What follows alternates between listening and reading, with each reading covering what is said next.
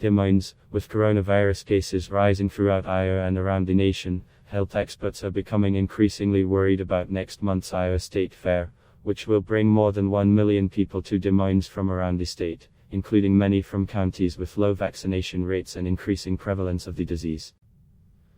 Iowa's biggest annual event comes at a time when giant summer events will draw crowds throughout the nation, including in states that are experiencing more virus infections due to low vaccination rates and growth of the Delta variant. They range from the Sturgis Motorcycle Rally in South Dakota to the Minnesota State Fair, which typically draws more than 2 million people.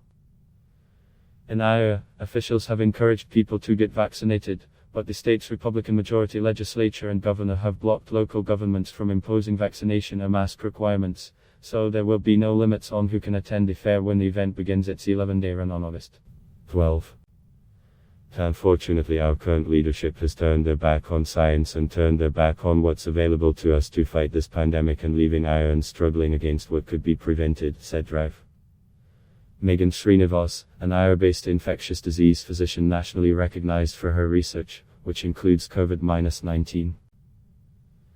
She said people have the misconception that being outdoors ensures safety, when the virus actually can spread in large dense crowds such as state fairs and large concert venues.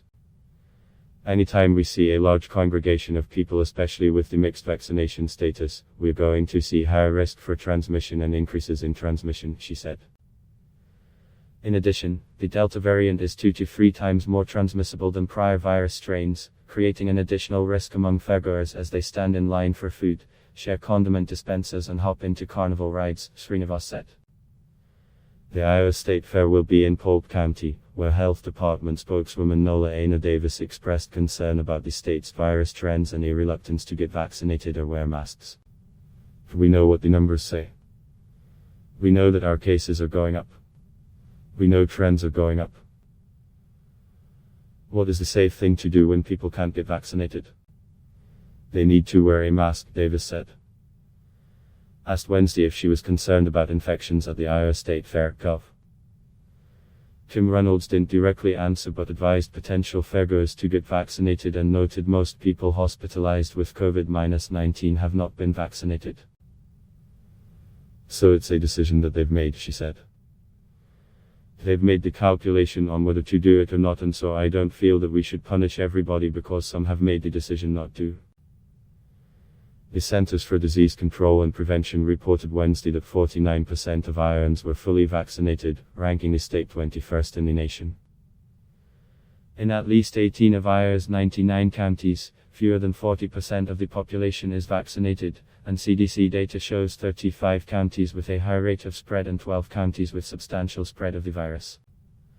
Iowa also has the 6th lowest testing rates in the nation among states reporting the data, which could make it difficult to pinpoint an outbreak if one occurs. Srinivas said she's also concerned by Reg Bri, an annual week-long bike ride across Iowa that continues through Friday, drawing about cyclists from around the country to small towns and counties with some of the state's lowest vaccination rates. She called it the perfect environment for outbreaks to occur. In South Dakota, the Sturgis Motorcycle Rally is expected to attract over people.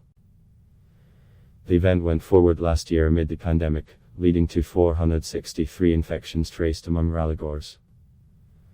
Many health experts labeled the event a superspreader.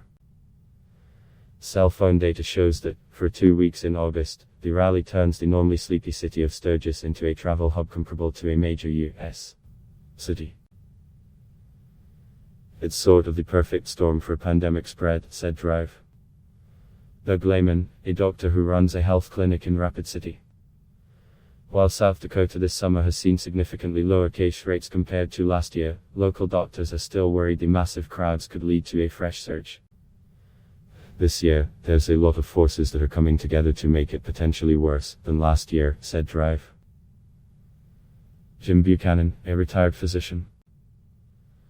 Only about 37% of people in Meade County, where the rally will be held, have been fully vaccinated, according to the Centers for Disease Control and Prevention.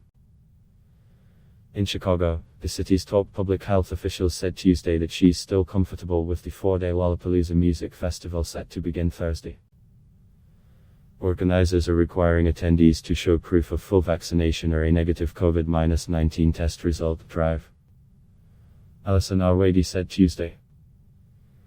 People attending all 4 days will have to be tested at least twice. The festival, the city's largest music event, is expected to draw people each day to Chicago's Grant Park. Those who are not fully vaccinated must wear face masks when they are attending the festival. The Minnesota State Fair will be back starting August 26 after a 1-year hiatus due to the pandemic. It typically draws more than 2 million visitors during its 12-day run, which ends on Labor Day. Nearly all of Minnesota's pandemic restrictions have been lifted, so fair officials don't anticipate daily attendance limits.